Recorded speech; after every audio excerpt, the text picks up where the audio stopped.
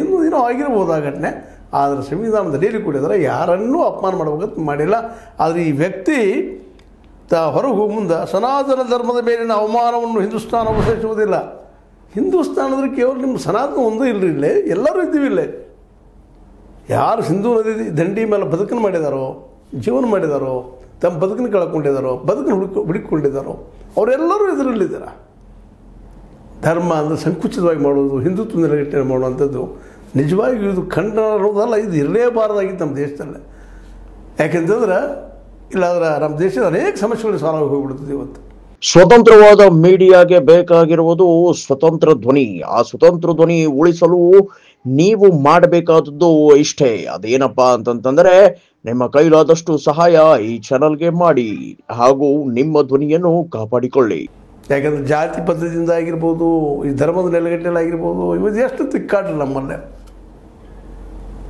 ಇಂತಹ ಸ್ಥಿತಿಯಲ್ಲೇ ಗವಾಯಿ ಎನ್ನುವಂಥ BR ಗವಾಯಿ ಎನ್ನುವಂಥ ಒಬ್ಬ ಸ್ಥಿತಪ್ರಜ್ಞ ವ್ಯಕ್ತಿ ಇವತ್ತು ನಮಗೆ ಈ ಸುಪ್ರೀಂ ಕೋರ್ಟ್ ಚೀಫ್ ಜಸ್ಟಿಸ್ ಆಗಿದ್ದಾರೆ.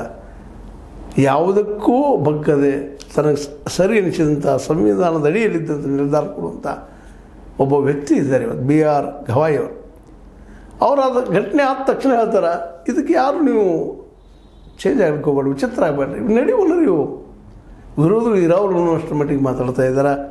ವಿಚಲಿತರಾಗುವುದು ಬೇಡ, ನಾನು ವಿಚಲಿತರಾಗಿಲ್ಲ. ಇಂಥ ಘಟನೆಗಳು ನನ್ನ ಮೇಲೆ ಯಾವ ಪರಿಣಾಮವನ್ನೂ ಬೀರುವುದಿಲ್ಲ. ಅವರು ತಮ್ಮ ಬದುಕಿನಿಂದ ನೋವುಗಳು ಸಾಕಷ್ಟು ಕಂಡಿದ್ದಾರೆ. ದಲಿತ ಸಮುದಾಯದಿಂದ ಬಂದಂಥ ವ್ಯಕ್ತಿ ಅಂಬೇಡ್ಕರ್ ಬದುಕನ್ನು ನೋಡಿ ಕೇಳಿ ಓದಿ ಜೊತೆಗೆ ಆ ಬದುಕನ್ನು ಅನುಭವಿಸಿ ಬಂದಂಥವರು ಇವತ್ತು ಈ ರಾಷ್ಟ್ರದ ಹೆಡ್ಡಾಗಿದ್ದಾರೆ. ಅವರು ಯಾವತ್ತೂ ತಮ್ಮ ಭಾಷೆ ಮೇಲಾಗಲಿ ವಿಚಾರಗಳ ಮೇಲಾಗಲಿ ಬಂಧನ ಎನಿಸಿಕೊಂಡಂಥವ್ರಲ್ಲ, ಮತ್ತು ಯಾವುದೇ ಧರ್ಮದ ವಿರೋಧಿನೂ ಅಲ್ಲ. ಅವರು ಎಲ್ಲರನ್ನು ಸಮಾನವಾಗಿ ನೋಡುವಂಥ ಜಾತ್ಯತೀತ ಮನೋಭಾವದವರು.